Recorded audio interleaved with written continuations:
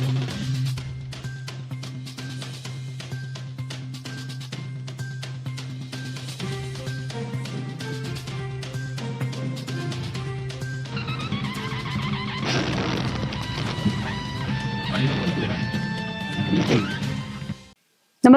आपण पाहता Hirkani news. Hirkani news प्रत्येक क्षण ताज्या घडामोडी आणि महत्त्वाच्या प्रत्येक बातमीसाठी नेहमी तत्पर. काळजाचा थरकाप, शेळीला वाचवताना 13 वर्षाच्या नातवाचा मृत्यू. नातवाला वाचवताना आजीचाही विजेच्या धक्क्याने अंत. सातारा जिल्ह्यातील मान तालुक्यातील मार्डी गावात काळीज पिळवटून टाकणारी तसेच महावितरणच्या निष्काळजीपणावर गंभीर प्रश्न उपस्थित करणारी दुर्दैवी घटना घडली आहे.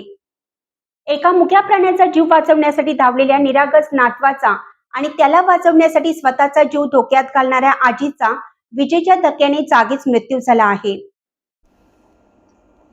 या घटनेमुळे संपूर्ण सातारा जिल्हा हळहळला असून मार्डी गावावर शोककळा पसरली आहे. मिळालेल्या माहितीनुसार मार्डी गावातील काळेवस्ती परिसरात दुपारी 1:30च्या सुमारास ही हृदयद्रावक घटना घडली. सौ मालन विलास काळे वय वर्ष 60 या आपल्या 13 वर्षाचा नातू सुजित युवराज काळे याच्यासोबत शेळ्या चारण्यासाठी बेंद शिवारात गेल्या होत्या. यावेळी शिवारात महावितरणची एक वीज वाहक तार तुटून खाली पडली होती. दुर्दैवाने एका शेळीचा पाय विद्युत प्रवाह असलेल्या तारेवर अडकला. विजेचा जोरदार धक्का बसल्याने ती मुकी शेळी तिथेच तडफडू लागली. आपली शेळी डोळ्यासमोर तडफडताना पाहून 13 वर्षाचा सुजित तिला वाचवण्यासाठी पुढे गेला, पण शेळीला हात लावताच त्यालाही विजेचा मोठा धक्का बसला आणि तो तारेला चिकटून तडफडू लागला. आपल्या काळजाच्या तुकड्याला डोळ्यासमोर मृत्यूच्या दारात पाहिल्यानंतर 60 वर्षाच्या आजीने क्षणाचाही विचार न करता नातवाचा जीव वाचवण्यासाठी मालन काळे यांनी त्याला ओढण्याचा प्रयत्न केला, पण दुर्दैवाने विजेचा प्रवाह इतका तीव्र होता की आजीलाही त्याचा जोरदार झटका बसला. अखेर त्या मुख्या शेळीसह आजी आणि नातवाचा जागीच दुर्दैवी अंत झाला आहे. हातात हात असलेल्या अवस्थेत मृतदेह ग्रामस्थांचे डोळे पाणावले. घटनेची माहिती मिळताच परिसरातील ग्रामस्थांनी घटनास्थळी मोठी गर्दी केली.